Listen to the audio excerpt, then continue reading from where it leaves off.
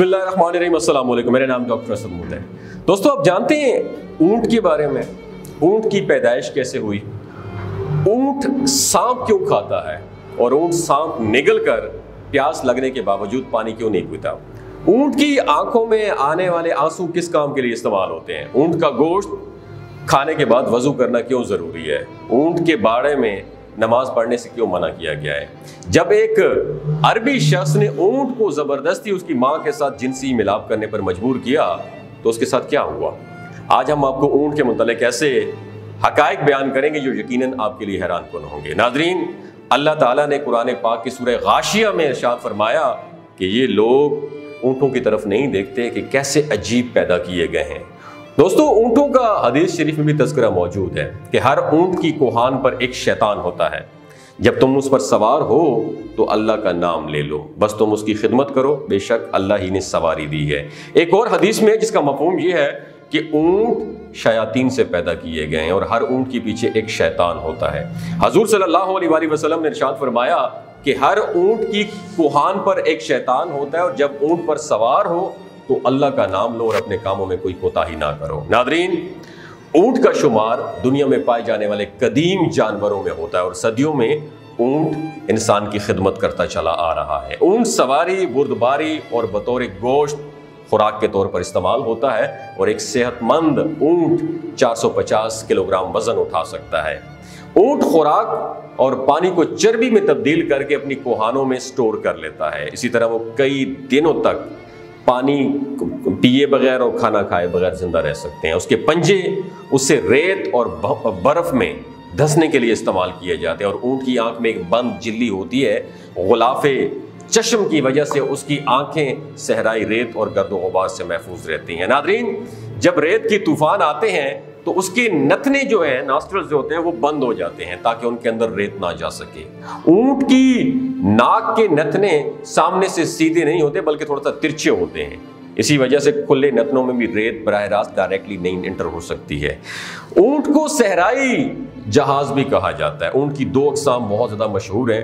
पहली किस्म की वो ऊंट की वो किस्म है जिसकी एक कोहान होती है, दूसरे नंबर पर वो है जिनकी दो कोहानें होती हैं। ऊंट 40 मील फी घंटा की रफ्तार से दौड़ सकता है। ऊंट के ऊपर वाले होंठ दरमियान से कटे हुए होते हैं, यानी दो हिस्सों में तकसीम होते हैं और उन होंठों के ऊपर नीचे वो हरकत दे सकता है। ऊंट के होंठों पर उनकी मदद से ये होंठों को कांटों से महफूज रखता है। ऊंट कांटेदार दरख्तों को बड़े मजे से खाता है। ऊंट क्योंकि उसकी अंतड़ियां मजबूत होती हैं और ऊंट हर किस्म की घास फूस को खा लेता है जिसको दूसरे जानवर नहीं खा सकते। माहिरीन ने इस बात का क्लेम किया है कि ऊंट 3 मिनट में 200 लीटर पानी पी सकता है। इतनी तेजी से और इतनी मिकदार में कोई और जानवर पानी पीने की सलाहियत बिल्कुल भी नहीं रखता।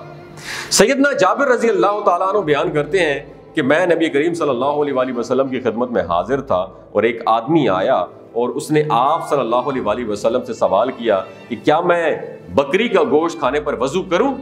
फिर आप सल्लल्लाहु अलैहि वसल्लम ने जवाब दिया कि अगर चाहो तो कर लो वजू, अगर ना चाहो तो जरूरी नहीं है। साइल ने कहा कि क्या मैं ऊंट का गोश्त खाने पर वजू करूं? तो आप सल्लल्लाहु अलैहि वसल्लम ने फरमाया, हाँ, ऊंट का गोश्त खाने पर वजू करना होगा। साइल ने पूछा कि मैं ऊंट के बाड़े में नमाज पढ़ सकता हूं? तो फरमाया, नहीं, ऊंटों के बाड़े में नमाज नहीं पढ़ सकते। उसने सवाल किया, क्या मैं बकरियों के बाड़े में नमाज पढ़ सकता हूं? फरमाया, हाँ, बकरियों के बाड़े में आप नमाज पढ़ सकते हैं। नादरीन, ऊंट का गोश्त खाने से वजू वाजिब है क्योंकि इसमें 2 हदीसें उम्दा सनदों के साथ साबित हैं। इस हदीस की तशरीह कुछ यूं है कि ऊंट का गोश्त खाने के बाद वजू करना वाजिब है, फिर चाहे वो गोश्त जानवर के किसी भी जिस्म के हिस्सा हो, नाकस वजू है। मगर हर हलाल जानवर का गोश्त खाने से वजू लाजिम नहीं होता। नादरीन, ऊंट को एक बीमारी लगती है जिसका नाम हयाम है। बाज़ माहिरीन के नज़दीक उस बीमारी का इलाज सांप को जिंदा निगलना है और यह भी कहा जाता है कि बाज़ औकात ऊंट सांप को खा लेता है जिसकी जहर की वजह से उसको शदीद प्यास लगती है। ऊंट उस हालत में सांप के जहरीले असर और प्यास की शिद्दत की वजह से एक ही सांस में वाफर मिकदार में पानी पी लेता है मगर सैराब नहीं होता, उसका जी नहीं भरता। सांप को निगलने की वजह से ऊंट की आंखों से आंसू जारी होते हैं। उन आंसुओं को बहुत कीमती तस्वुर किया जाता है, उन्हें चमड़े की छोटी सी थैली में महफूज कर लिया जाता है और ये आंसू جو اس کی آنکھ سے نکلتے ہیں سانپ کو ڈسنے کا ایک مجرب علاج ہے۔ ان آنسوؤں سے متعدد بیماریوں کا علاج اور زہر کا علاج بھی کیا جاتا ہے۔ ناظرین، اونٹ کی خصوصیات میں یہ بات بھی شامل ہے کہ یہ اپنی ماں کے ساتھ جنسی ملاپ نہیں کرتا، اور اس پر کتاب حیات الحیوانات میں ایک مشہور واقعہ بھی موجود ہے کہ قدیم زمانے میں ایک عربی شخص نے اونٹنی کو ایک کپڑے سے باندھ کر اس کے نوجوان بچے کو اس پر چھوڑ دیا، اور اونٹنی کا بچہ جب جنسی ملاپ کے لیے اپنے ماں پر سوار ہوا اس نے اپنی ماں کو پہچان لیا، تو اس نے اپنے آپ کو دانتوں سے کاٹ لیا اور پھر وہ اس آدمی سے بغض رکھنے لگ گیا، یہاں تک کہ اس نوجوان اونٹ نے اس آدمی کو مار ڈالا، پھر اونٹ نے اپنے آپ کو بھی ہلاک کر ڈالا۔ ناظرین، ماہرین حیوانات نے لکھا ہے کہ جس وقت اونٹ کو غصہ آتا ہے تو وہ کسی کو بھی خاطر میں نہیں لاتا، اس وقت اونٹ بد اخلاق ہو جاتا ہے، اونٹ کے منہ سے سرخ رال نکلتی ہے اور یہ اسے پیٹ سے نکال کر دل بلانے لگتا ہے، اس کے منہ سے جھاگ نکلنے لگتی ہے، اسی طرح غصے کی حالت میں کھانا پینا ترک کر دیتا ہے۔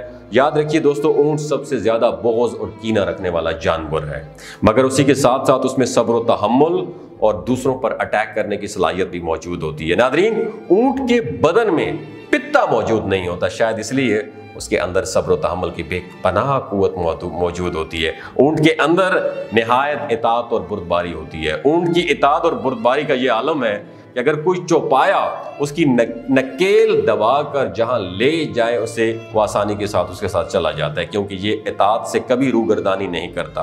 اونٹ کے جگر میں عجیب و غریب چیز پائی جاتی ہے جو پتے کی طرح ہوتی ہے، غالباً وہ ایک قسم کی کھال ہوتی ہے جس میں لعاب لگا ہوا ہوتا ہے، اور ماہرین کے مطابق اس کھال کا یہ فائدہ ہے کہ اسے بطور سرما استعمال کیا جائے تو آنکھوں پر نکلنے والے دانوں ختم ہو جاتے ہیں۔ اونٹ جب زمین پر بیٹھتا ہے تو اس کا جسم تھوڑا سا اوپر کو اٹھا ہوتا ہے، جبکہ دوسرے جانوروں میں یہ خاصیت نہیں پائی جاتی۔ دوستو، اونٹ کے بارے میں یہ انفارمیشن آپ کو کیسی لگی؟ اگر آپ کو اچھی لگی دوسروں کے ساتھ ضرور شیئر کیجیے گا۔ اپنا اور اپنے ساتھ جڑے رشتوں کا خیال رکھیے۔ اللہ حافظ۔